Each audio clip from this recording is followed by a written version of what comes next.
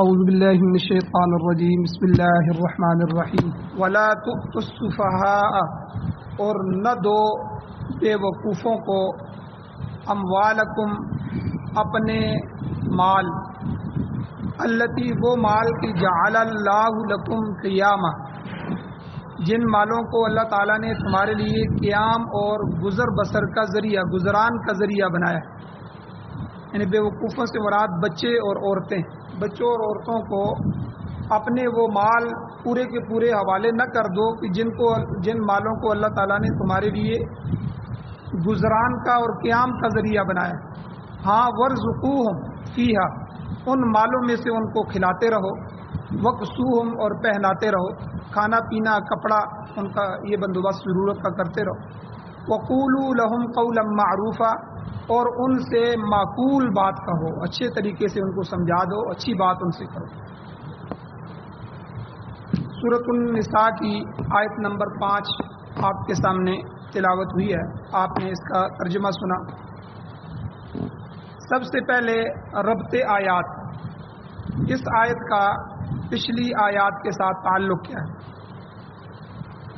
اللہ تعالیٰ نے سورت کی ابتدا سے انسان کی تخلیق کا ذکر کیا کہ ہم نے انسان کو کس طرح پیدا کیا، ایک ہی من نفس واحدہ، آدم علیہ السلام سے ایک ہی نفس سے پیدا کیا، پھر اس سے ان کا جوڑا بنایا اور زوجہ ان کی زوجہ بنانے کے بعد وبث فیہما من کل داب کہ ہم نے ان سب کو زمین میں پھیلا دیا۔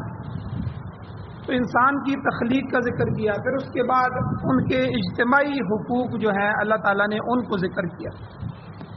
اس کے بعد اللہ تعالیٰ نے یتیموں کے مال کھانے سے منع فرمایا، اور ساتھ اللہ نے یہ بھی ذکر فرمایا کہ یتیم لڑکیوں کے ساتھ نا انصافی مت کرو۔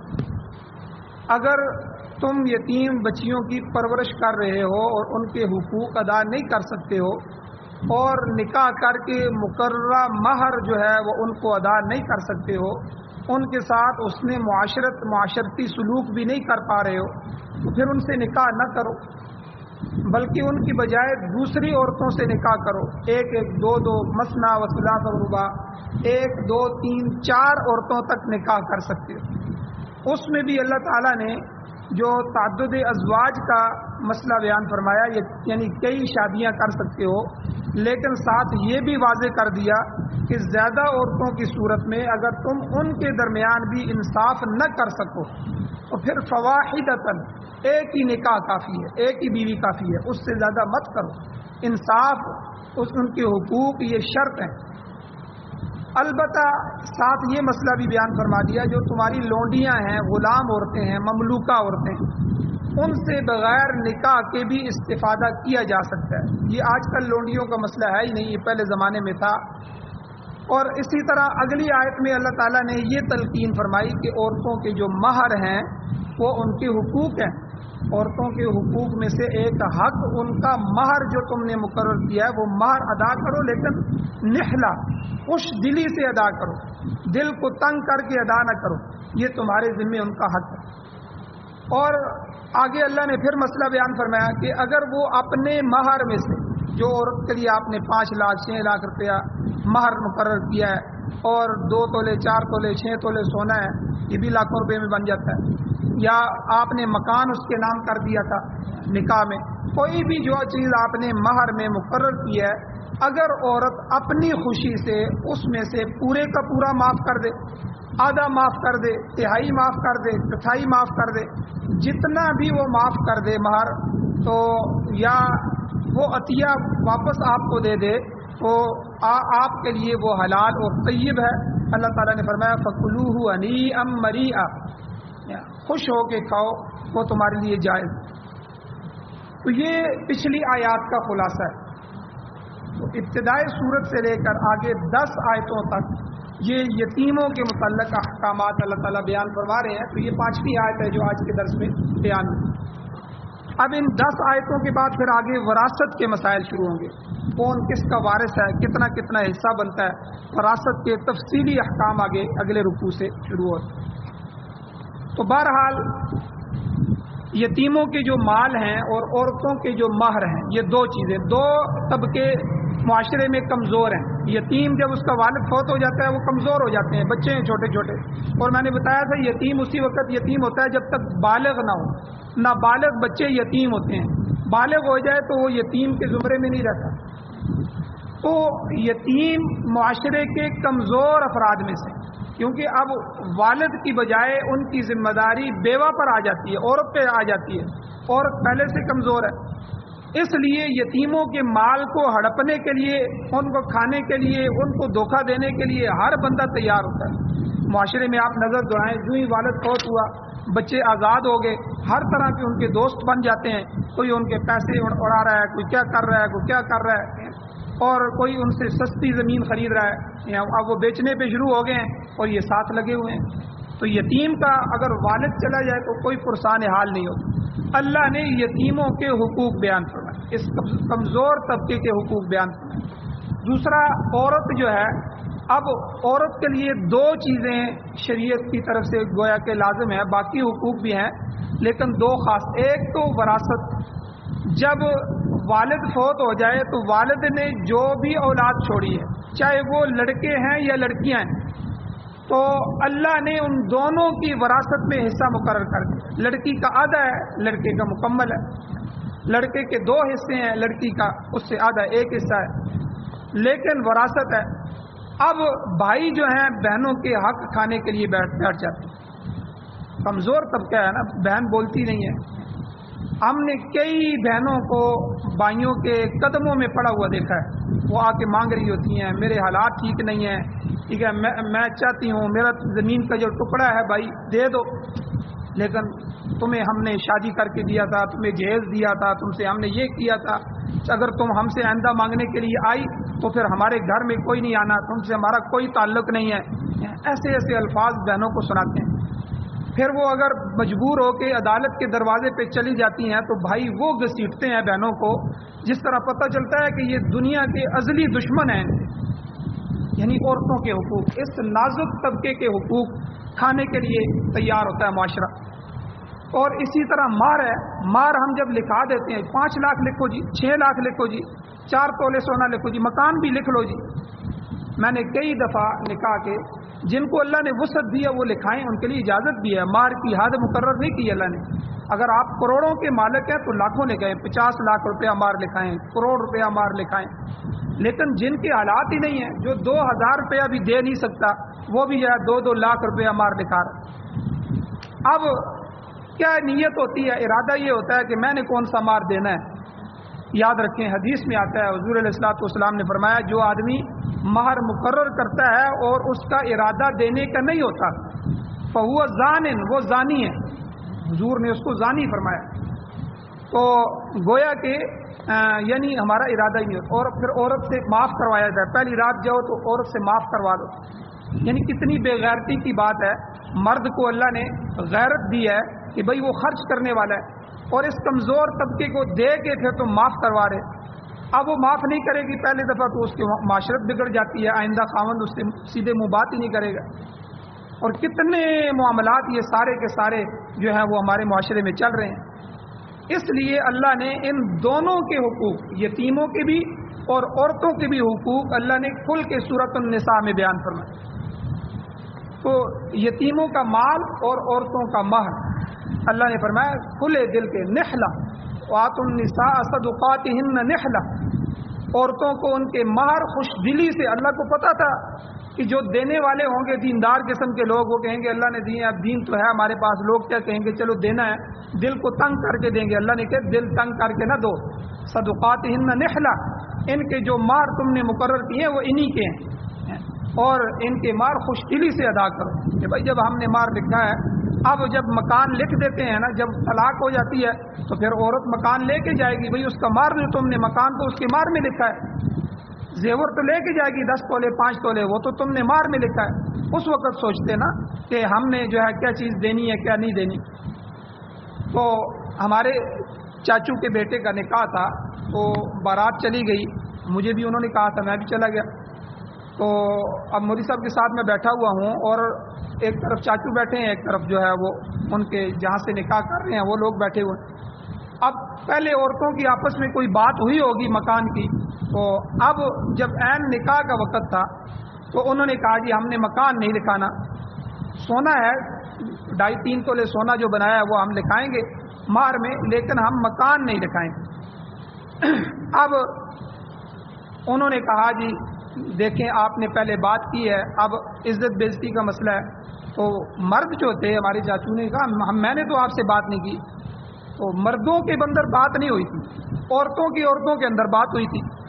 اب مرد ایک دوسرے کا منہ دیکھ رہے ہیں، واقعی جی ہم نے تو بات نہیں کی تھی مکان کی، لیکن گھر والے کہہ رہے ہیں جی ان کی عورتیں آئی تھیں انہوں نے بات کی تھی۔ تو پھر چاچو نے سمجھایا بھائی بات یہ مردوں کی ہوتی ہے عورتوں کی نہیں ہوتی۔ تو بہرحال پھر میں نے ان کا معاملہ بگڑ رہا تھا تو میں نے درمیان کا پھر فیصلہ کیا کہ آپ کی سن لیں کسی جگہ فائدہ دے سکتا ہے۔ میں نے ان کو کہا جی بھائی آپ مکان اپنی بچی کے نام کیوں کروانا چاہتے ہیں؟ یہ مکان تو بڑی مشکل سے بندہ بناتا ہے اپنی اولاد کے لیے، اپنے بیٹوں کے لیے، وہ اٹھا کے آپ کی بچی کو دے دیں۔ انہوں نے کہا جی ہم تحفظ چاہتے ہیں۔ میں نے کہا کس سے تحفظ چاہتے ہیں؟ کہ کل یہ کہیں طلاق نہ دے دے، اس لیے ہم مہر بھی زیادہ لکھاتے ہیں معاشرے میں اور مکان بھی نام کرواتے ہیں تاکہ یہ ہنستے بستے رہیں اور طلاق نہ ہو۔ میں نے کہا اگر یہ مکان بھی لکھ دیتے ہیں اور اگر یہ مہر بھی لکھ دیتے ہیں، کل آپ کی بچی نے خلا کا مطالبہ کر دیا، میں نہیں رہنا چاہتی اس کے ساتھ، یا اس نے جا کے عدالت میں طلاق کا مطالبہ کر دیا، یا وہ نہیں بسنا چاہتی، پھر ان بیچاروں کا کیا قصور ہوگا؟ وہ تو مکان لے کے چلی جائے گی۔ تو ان کو بھی تو تحفظ دو نا، لڑکے کو بھی تحفظ ہو، لڑکی کو بھی تحفظ ہو۔ انہوں نے کہا جی آپ پھر کوئی فیصلہ کریں۔ پھر میں نے وہ نکاح کے فارم میں جو شرائط کی جگہ ہوتی ہے، مہر کے بعد ایک جگہ ہوتی ہے اگر کوئی شرائط ہو تو وہ ایک لفظ لکھا ہوتا ہے، اس شرائط میں نے پھر لکھ دیا کہ یہ مہر جو ہے جو سونا ہے یہ بھی، اور یہ جو مکان لکھ رہے ہیں یہ بھی لڑکی کا ہے، بشرطے کہ لڑکی خلا اور طلاق کا مطالبہ نہ کرے۔ یعنی زندگی میں اگر لڑکی خلے کا مطالبہ کرے گی یا طلاق کا مطالبہ کرے گی تو یہ چیزیں لڑکی کی نہیں ہوں گی، اگر نہیں مطالبہ کرتی تو وہ لڑکی کی ہیں۔ اب وہ مسئلہ حل ہو گیا، اگر نہیں مطالبہ کرتے اور بڑھاپے تک ساتھ رہتے ہیں تو ٹھیک ہے، لڑکی کا ہو یا لڑکے کا ہو، مسئلہ ایک ہی ہے، اولاد کو ملے گا۔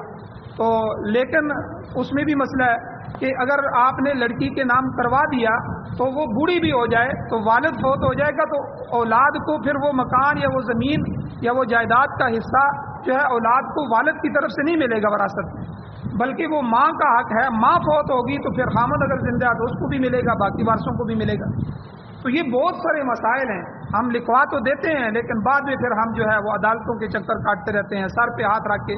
اس لیے مہر اپنی کل کے درس میں تفصیلاً بیان ہوا تھا کہ مہر اپنی حیثیت کے مطابق رکھا جائے، جس کو کل آپ ادا کر سکیں، اور اس کی ادا کی نیت ہونی چاہیے کہ یہ جتنا ہم نے لکھا ہے بھئی یہ لڑکی کا ہے، لڑکی چاہے تو اپنے زیور کو بیچ دے، چاہے تو صدقہ کر دے، چاہے تو کسی مسجد میں دے دے، چاہے اپنے بہنوں بھائیوں میں تقسیم کر دے، وہ اس کی مالک ہو گئی ہے، اب اس کے تصرف کا اس کو حق حاصل۔ تو بہرحال یہاں یتیموں کے مال اور عورتوں کے مہر، ان دونوں کے حقوق کی ادائیگی میں اللہ تعالیٰ نے ان کی تحفظ فرمائے ہیں، ان کے حقوق بیان فرمائے ہیں۔ اب یہاں انہی مسئلے میں یہ سوال پیدا ہوتا تھا کہ کیا یہ رقمیں جو ہیں، یہ جو رقوم ہیں، یتیموں کا مال اور عورتوں کا مہر، ہر حالت میں متعلقین کی تحویل میں دے دی جائیں گی، ان کے ہم حوالے کر دیں گے، چاہے وہ اس کی حفاظت کے اہل ہوں یا نہ ہوں؟ اس کے جواب میں علماء فرماتے ہیں کہ یتیموں کا جو مال ہے اس کو ہم نے کس وقت یتیموں کے حوالے کرنا ہے؟ ظاہر بات ہے جب بچہ یتیم ہو جاتا ہے اب اس کی پرورش کا ذمہ چچا کے ذمے آ جائے گا، یا تو چاچے یعنی اس کے والد کے بھائی آ جائیں گے، یا بڑا بھائی جو ہے وہ ان کی کفالت کرنا شروع کر دے گا۔ تو اللہ نے حکم دیا ان یتیموں کا مال، ان کا حصہ بالکل ہلانا جلانا نہیں ہے، ان کے حصے کو سنبھال کے رکھنا ہے۔ ایک وقت آئے گا یہ حصہ آپ نے ان کو دینا ہے، وہ کون سا وقت ہے؟ اس کی ادائیگی کا جو وقت ہے وہ اگلی آیت میں آ رہا ہے، اگلی آیت میں۔ لیکن یہ بیچ میں درمیان میں اس آیت میں اللہ تعالیٰ مطلقاً مال کے متعلق احکام بیان فرما رہے ہیں، عام مال کے متعلق اللہ تعالیٰ فرما رہے ہیں وَلَا تُؤْتُوا السُّفَهَاءَ أَمْوَالَكُمْ، بے وقوفوں کو اپنے مال سپرد نہ کرو۔ سب سے پہلے سفہا کا معنی سمجھ لیں، سفہا یہ جمع ہے سفیہن کی، سفیہن کہتے ہیں بے عقل یا بے وقوف شخص۔ بے عقل اور بے وقوف شخص کون سا ہوتا ہے؟ ایسا انسان جو اپنے نفع نقصان کو نہیں سمجھ سکتا. جب تک بچہ یا نابالغ یا کوئی آدمی اپنے نفع نقصان کو نہیں سمجھتا وہ سفہا میں شامل ہے. شریعت اور قرآن کی نظر میں وہ ابھی تک نادان ہے، بے وقوف ہے. اور پہلے اس پارے کے آخر میں بھی گزرا ہے، آخری رکوع میں اللہ فرماتے ہیں وَمَن يَرْغَبُ عَن مِلَّةِ إِبْرَاهِيمَ إِلَّا مَن سَفِهَ نَفْسَهُ، یعنی ملت ابراہیمی ایسی چیز ہے. اب حضور علیہ السلام ملت ابراہیمی پر ہے، حضرت ابراہیم علیہ السلام جد امجد ہیں حضور کے، تو اکثر ہماری جو ملت ہے، دین ہے، وہ دین ابراہیمی ہے. تو اللہ خود فرما رہے ہیں وَمَن يَرْغَبُ، کون انکار کر سکتا ہے ہم ملت ابراہیمی سے، الا من سفیہ نفسہ، ہاں بے وقوف آدمی، کوئی نادار اور جو ہے بے وقوف آدمی ہی ملت ابراہیمی سے انکار کر سکتا ہے. دانا اور سمجھدار آدمی ایسی غلط بات نہیں کر سکتا. تو یہاں بھی من سفیہ نفسہ، سفیہن کا معنی نادان اور بے وقوف ہے. اور اب اس آیت میں بھی اللہ اسی طرح ارشاد فرما رہے ہیں کہ اپنے مالوں کو بے عقلوں اور بے وقوفوں کے سپرد نہ کرو. اب یہاں سفہا سے مراد کون سے طبقے ہیں؟ حضرت عبداللہ ابن عباس رضی اللہ تعالیٰ عنہ یہ مفسر قرآن تھے، صحابہ میں سے. حضور سے انہوں نے پورے قرآن کی تفسیر سیکھی. تو یہ فرماتے ہیں کہ یہاں پر بے وقوفوں سے مراد عورتیں اور بچے، یہ دو طبقے ہیں. عورتیں اور بچے جو ہیں یہ بے وقوف، کیونکہ اللہ تعالیٰ نے جو ہے یہ فرما دیا ہے کہ لوگوں اپنی موجودگی میں، جب تک تم زندہ ہو، اپنی موجودگی میں اپنا مال و متاع اپنے بیوی بچوں کے سپرد نہ کر بیٹھنا. کیونکہ عورتیں فطرتاً کم عقل ہوتی ہیں، زیادہ سوجھ بوجھ نہیں کرتی. جس طرف ان کو کوئی لگا دے اسی طرف لگ جاتی ہیں، وہ مال اسی طرف لگا دیں گی. مرد 1000 دفعہ سوچتا ہے کہ یہ مال میں اس جگہ لگاؤں نہ لگاؤں، پھر جا کے لوگوں سے پوچھتا ہے، پھر تجربات دیکھتا ہے، پھر معاشرے کو دیکھتا ہے، پھر جا کے وہ اپنا مال لگاتا ہے. پھر اللہ کے سپرد ہے، نفع ہو جائے نقصان ہو جائے، نفع دینے والی ذات بھی اللہ کی ہے، نقصان دینے والی ذات بھی اللہ کی ہے. لیکن مرد کے اندر اللہ نے یہ صلاحیت رکھی ہے کہ وہ معاشرے کے اندر رہ رہا ہوتا ہے، اس نے بہت سارے چیزوں کو دیکھنا ہوتا ہے، وہ دانا ہوتا ہے، وہ بے وقوفی والا فیصلہ نہیں کرتا. لیکن عورتیں فطرتاً، یعنی ان کی فطرت میں عقل کی کمی رکھی گئی ہے، تو وہ کم عقل ہوتی ہیں، اور بچے وہ نادان ہوتے ہیں. اگر تم اپنی زندگی میں مال تقسیم کر کے خود فارغ ہو کر بیٹھ جاؤ گے تو یہ تمہارے لیے نقصان کا باعث ہوگا. کیونکہ ہم نے معاشرے میں دیکھا ہے جتنے لوگوں نے ایسا کیا ہے، وہ کہتے ہیں کہ چلو میرے اولاد بڑی ہو گئی ہے تو میں اپنی اولاد کو زندگی میں ہی جو ہے سارا کچھ دے دعا کہ میں بس اب فارغ ہو جاتا ہوں. تو اور جتنے لوگوں نے ایسا کیا ہے وہ پریشان ہوئے ہیں اور پھر بعد میں اولاد کے ہی محتاج ہو گئے ہیں. تو جن والدین کے اکاؤنٹ موجود ہوتے ہیں، اپنا بینک بیلنس ہوتا ہے، ان کی زمین ان کے نام ہوتی ہے، تو اولاد سمیت ہر کوئی ان کی خدمت بھی کرتا ہے، ان کی عزت بھی کرتا ہے، کیونکہ ان کے پاس انہیں پتہ ہے ہم ان سے وابستہ ہیں. تو اس لیے اللہ تعالیٰ نے یہاں فرمایا کہ اپنی زندگی میں مال تقسیم کر کے خود فارغ ہو کے بیٹھ نہ جاؤ. اگر ایسا کرو گے تمہارا نقصان ہو جائے گا. کیونکہ جب تک تم خود مالک تھے، عورتیں اور بچے تمہاری کفالت میں تھے. یہ آ کے تم سے مانگتی تھی، گھر کی عورتیں آتی تھیں، ابا جی پیسے دیں. بچے آ کے مانگ رہے ہیں کہ والد صاحب ہمیں کچھ دیں. یعنی وہ آپ کے محتاج تھے، آپ ان کے کفیل تھے، آپ ان کی کفالت کر رہے تھے. لیکن جب آپ نے اپنا مال تقسیم کر کے ان کو دے دیا، اب آپ ان پر بوجھ بن جائیں گے. آپ چھوٹے چھوٹے مال کے لیے بھی والد ان کے پاس جائے گا، بیٹا مجھے دو، کبھی بیٹا دے گا کبھی نہیں دے گا. اور اسی لیے وراثت یا مال کی تقسیم زندگی میں کر دینا یہ شریعت کی نظر میں پسندیدہ نہیں ہے. کر دیں تو اس کی اجازت ہے، یعنی وہ ان کے لیے حلال ہوگا، حرام کا مسئلہ نہیں ہے، حلال حرام کا. لیکن شریعت کی نظر میں یہ پسندیدہ نہیں ہے. اس میں اللہ نے حکم دے دیے وَلَا تُؤْتُوا السُّفَهَاءَ أَمْوَالَكُمْ، تم نہ حوالے کرو، نہ دو اپنے مالوں کو بے وقوفوں کو. تو حضرت عبداللہ ابن عباس اس کی تفسیر میں کیا فرماتے ہیں؟ بے وقوفوں سے مراد عورتیں اور بچے ہیں. عورتیں فطرتاً کم عقل ہوتی ہیں اور بچے نادان ہوتے ہیں. تو آگے اللہ نے فرمایا کون سا مال؟ التی جعل اللہ لکم قیاما، وہ مال جسے اللہ تعالیٰ نے تمہارے لیے قیام اور گزران کا ذریعہ، گزر بسر تمہارا اسی پہ ہوتا ہے. مقصد یہ ہے کہ جو مال بھی تمہارے پاس جائز ذریعوں سے پہنچ رہا ہے، یعنی تمہیں اپنے والد سے وراثت میں ملا ہے، زمین ملی ہے اپنے والد سے، اگر تم بوڑھے بھی ہو جاؤ تو اپنی اولاد کو اپنی زندگی میں نہ دو، بعد میں خود وہ وارث ہو جائیں گے، ان کے حصے ان کو مل جائیں گے۔ ہاں کچھ وصیت کرنا چاہتے ہو وصیت کر دو، لیکن ان کے حوالے نہ کرو۔ تو وراثت کا مال بھی اللہ تمہیں دے، تم نے خود تجارت کی ہے، تجارت سے تم کما رہے، اور مزدوری وغیرہ کی ہے، جو مال تم نے جمع کیا ہے، یہ سب تمہارے گزر اوقات کا انحصار ہے، اسی پر ہے۔ تو اپنی زندگی میں اسے بے وقوفوں کے سپرد کر کے ضائع نہ کرو، تو کیونکہ وہ اپنی کم عقلی کی وجہ سے، نادانی کی وجہ سے اس مال کی حفاظت نہیں کر سکیں گے، جس کا نتیجہ یہ ہوگا کہ تم مال سے محروم ہو کر مشکلات کا شکار بن جاؤ گے۔ آج بھی آپ دیکھ لیں جن گھروں کی معاملات عورتوں کے سپرد ہیں، وہ گھر ہمیشہ تنگی میں رہتے ہیں، وہ کچھ بچا بھی نہیں سکتے۔ تو اور آج کل معاشرے میں اکثر ہر چیز ہم نے عورتوں کے حوالے کر دی، اب بچوں کا سکول بھی عورتیں داخل کرا رہی ہیں، یہ کام مردوں کے تھے۔ بھائی دیکھو تو صحیح وہ سکول میں کیا بنا رہے ہیں، کوئی اچھا سکول، اسلامی سکول ہو، کوئی دینی سکول ہو کہ ساتھ جو دینی اسلامی تربیت بھی دے رہا ہو، کہیں ایسا نہ ہو کہ بچہ آپ کا میٹرک کرے اور ساتھ ملحد ہو جائے، اس کا ایمان بھی ضائع ہو جائے۔ کیونکہ دنیا کی تعلیم جو ہے خالص دنیا کے لیے آگے جانا، یہ دنیا آگے جا کے کئی دفعہ بندے کو تباہ بھی کر دیتی ہے اگر اس کے ساتھ ساتھ دین نہ ہو۔ اگر دین ہو اور اللہ کی ذات کا یقین ہو اور دین کے بنیادی اصول مسائل اس کو آ رہے ہوں، تو ساتھ پھر دنیا کی طرف جائے گا تو وہ اس کو نقصان نہیں دے گا۔ تو اس لیے جو لبرل قسم کے لوگ، آزاد خیال لوگ، پرنسپل ہوتے ہیں، وہ دنیا کے سکولوں کو چلا رہے ہوتے ہیں، وہ آگے پھر اسی طرح آزاد خیال بچے بناتے ہیں۔ تو اس لیے یہ کام جو ہے یہ عورتوں کا نہیں ہے، یہ مردوں کا کام ہے کہ اچھے سکول کی سلیکٹنگ ہو، اس کو دیکھا جائے، اسی طرح اچھے ادارے، اچھے مدرسے میں اس کو قرآن کی تعلیم دی جائے، خود جائے بازار میں اپنے بچوں کے کپڑے خود لے کے آئے۔ اب عورتیں جاتی ہیں بچوں کے لیے پینٹ اور شرٹ لے کے آ رہی ہیں، خاوند کو پتہ ہی نہیں ہے، اور معاشرے میں چلتے چلتے بچہ بچپن سے جب پینٹ شرٹ کا عادی ہو جاتا ہے اور پھر بعد میں وہ سمپل کپڑے پہننے کے لیے تیار ہی نہیں ہوتا، بچپن سے عادی ہے۔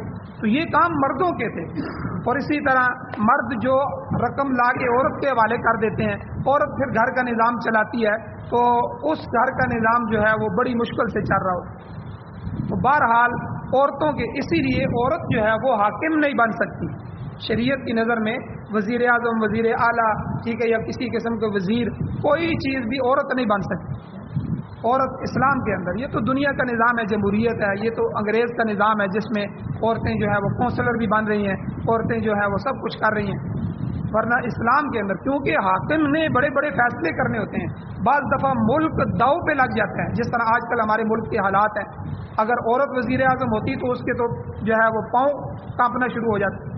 تو مردوں کے اندر اللہ نے بڑی طاقت رکھی ہوتی ہے، مشورہ ہوتا ہے، ان کے اندر حوصلہ ہوتا ہے، اور بہت سی اللہ نے ان کو کامل عقل عطا کی ہوتی ہے، تو اس طرح کے معاملات ہوتے ہیں۔ عورت ایسے اب عورت جو ہے وہ چیف جسٹس بن جائے گی، کئی دفعہ ایسا فیصلہ ہوگا، وہ فیصلہ کرتے ہوئے جو ہے وہ اس کے یا تو جذبات کی نظر ہو جائے گی، یا نادانی کی وجہ سے، یا اس پر ایسا پریشر پڑ جائے گا کہ وہ فیصلہ نہیں کر پائے گی۔ اسی طرح فوج کی اگر جنرل عورت بن جائے تو ہمیں دشمن سے لڑنا پڑ جائے، کوئی دشمن حملہ کر لے یا جو ہے وہ دھمکی دے دے تو عورت فیصلہ نہیں کر پائے گی۔ تو یہ سارے مسائل ہیں، تو اس لیے گھر کی ذمہ داری بھی اللہ نے مرد پہ ڈالی۔ الرجال قوامون علی النساء، 5ویں سپارے میں آگے آئے گا، اللہ کہتے ہیں کہ ہم نے مردوں کو عورتوں پر قوام بنا دیا، کہ وہ ان کے کفیل ہیں، ان کے ذمہ دار ہیں، پیسہ مرد کے ہاتھ میں ہو، وہ خود فیصلہ کرے۔ عورت سے مشورے کا حکم دیا ہے شریعت نے کہ کوئی کام کرنا ہو تو عورت سے آپ مشورہ لے سکتے ہیں، لیکن ایک حدیث میں یہ بھی حضور نے فرمایا کہ مشورہ لو لیکن اس پہ عمل نہ کرو، کیونکہ وہ اپنی نادانی کی وجہ سے مشورہ دے گی، اس کو 1000 بار سوچو۔ لیکن یہ اس کی دلجوئی کے لیے ہے کہ آپ کوئی کام کرنا چاہتے ہیں تو اپنی بیوی سے مشورہ بھی کر لیں، لیکن سارے معاملات گھر کے اس کے سپرد نہ کیے جائیں۔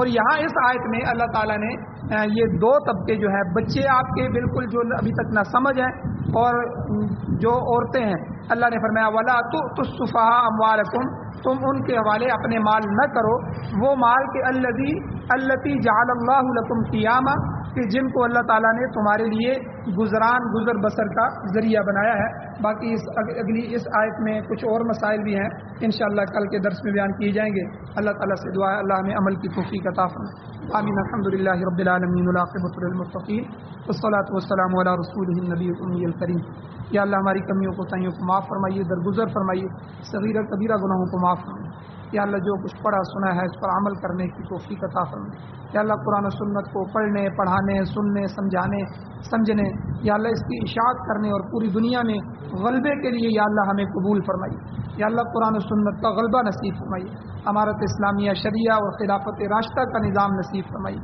یا اللہ جمہوریت سمیت جتنے بھی کفری نظام دنیا میں کام کر رہے ہیں یا اللہ ان سب سے ہمیں خلاصی نصیب فرمائیے۔ اپنا قرآن والا اپنے حبیب کا نظام نصیب فرمائیے۔ یا اللہ جو حضرات بیمار ہیں ان کو شفا عطا فرمائیے۔ ماما خلیل سب بیمار ہیں، ان کے لیے خصوصی دعا فرمائیں، اللہ تعالیٰ ان پر رحم فرمائیں، اللہ تعالیٰ ان کو شفا عطا فرمائیں، اللہ تعالیٰ جو ہے دنیا اور آخرت کی تنگیاں ان سے دور فرمائیں، اللہ تعالیٰ ہم سب کو بھی ایمان والی زندگی، ایمان والی موت نصیب فرمائیں۔ اللہ تعالیٰ جو ہے دنیا میں جتنے بھی حضرات پریشان حال ہیں ان سب کی پریشانیوں کو دور فرمائیں۔ صلی اللہ تعالیٰ علی خیر خلقہ محمد وآلہ وصحبہ اجمعین برحمتک یا ارحم الراحمین۔